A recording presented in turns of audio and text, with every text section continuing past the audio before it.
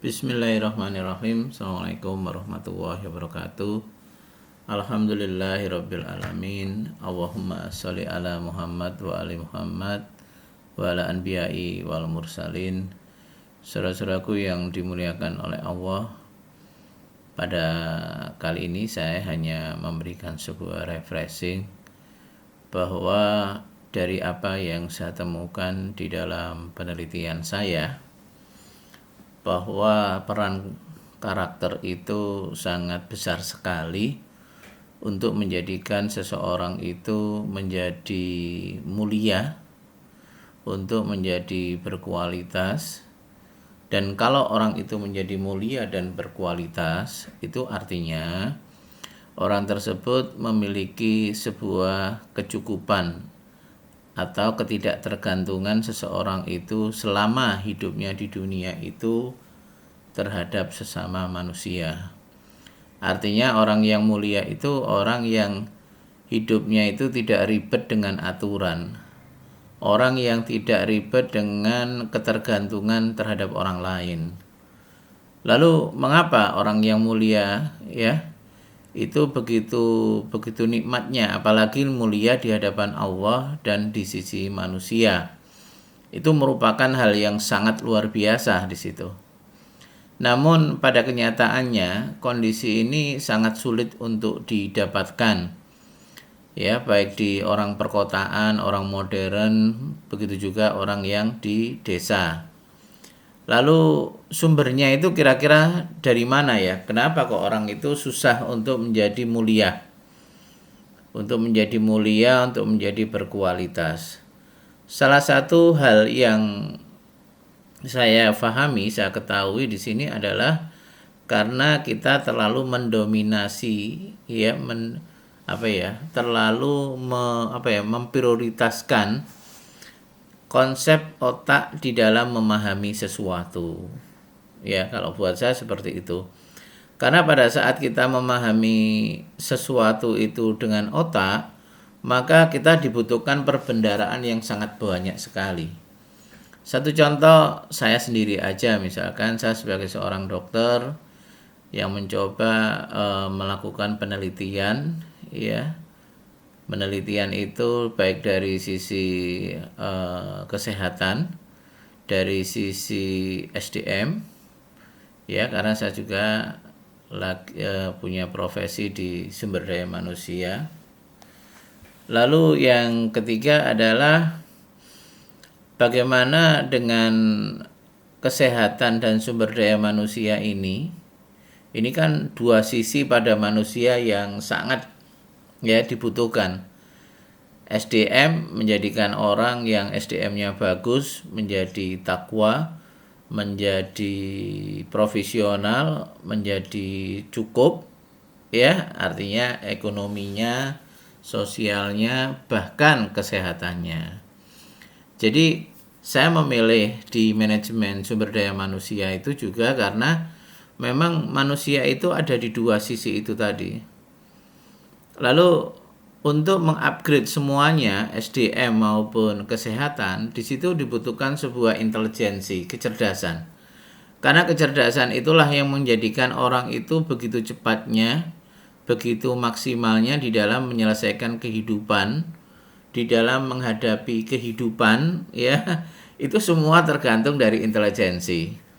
Dan menurut saya, bukan saya karena seorang muslim, ya, tapi memang saya berusaha untuk di sini secara universal dulu, ya. Secara universal. Kenapa saya katakan universal? Karena pada saat kita mengatakan sesuatu itu secara universal, maka di dalam intelijensi itu ada 3 tingkatan atau 3 kelompok. Yang pertama intelijensi quotient, ya, kecerdasan intelektual, yang kedua emosional, yang ketiga spiritual. Sayangnya pada saat kita melakukan ketiga hal itu, tetap di situ terlihat keterbatasannya, ya.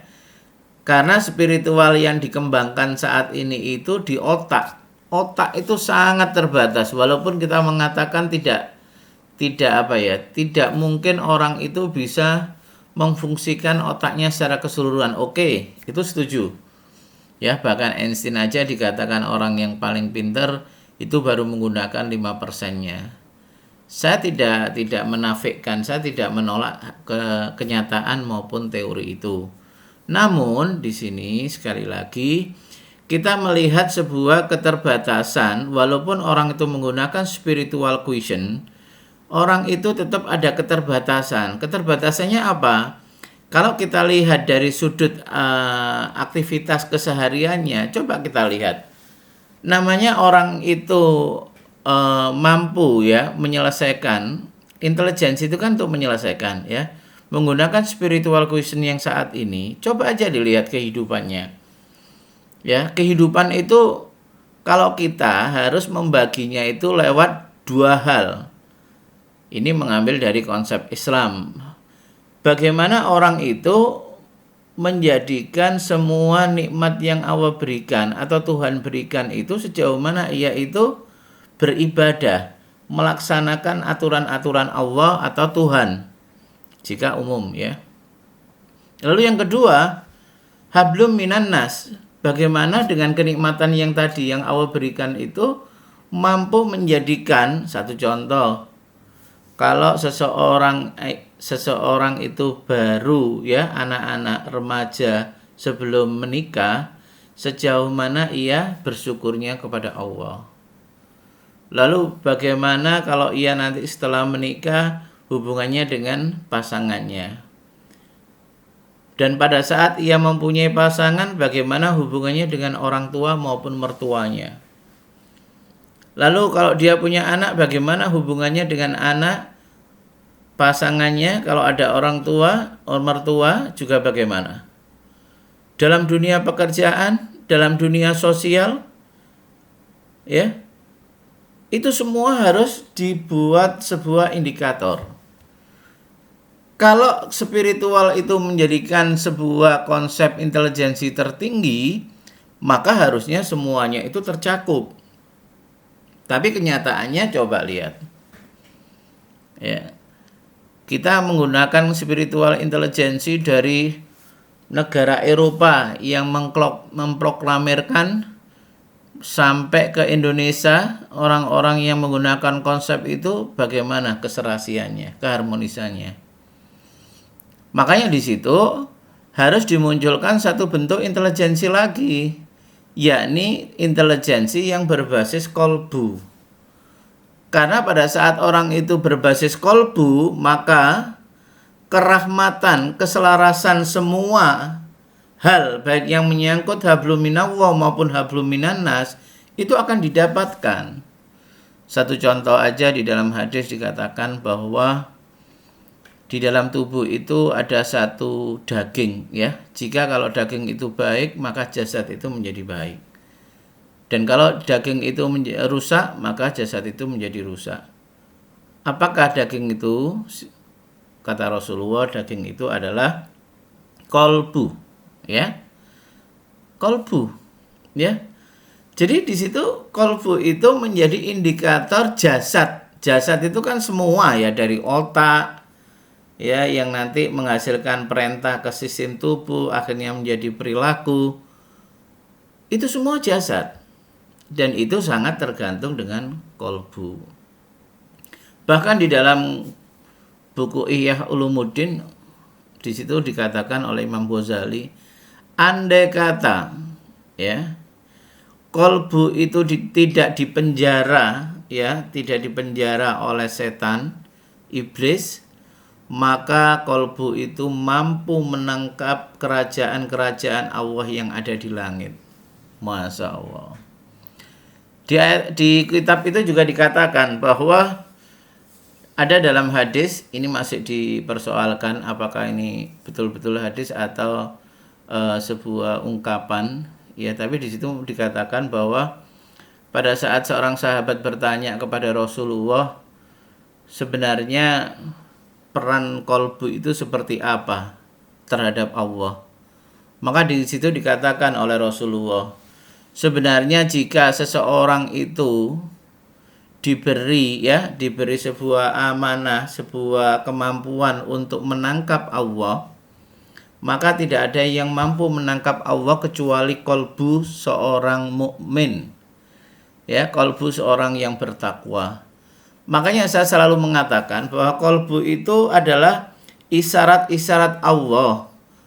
Kolbu itu adalah sebuah chip, sebuah tools, yang itu dijadikan Allah untuk dimana manusia itu lebih mudah untuk mendapatkan semua apa yang ada di dunia ini, bahkan nanti di akhirat. Itu kolbu. Jadi oleh karena itu saudara-saudaraku, kita sudah banyak belajar tentang ilmu dunia. Itu tidak salah, Namun ilmu dunia itu akan menjadi terstruktur, teradministrasi dengan baik jika kolbu seseorang itu hidup. Dengan kolbunya seseorang hidup, maka semua ilmu yang kita pelajari itu akan dirapikan oleh Allah. Direkonstruksi istilahnya. Dirapikan semuanya sama Allah. Sehingga apa yang kita pelajari itu semuanya akan bermanfaat. Tidak ada yang tidak bermanfaat.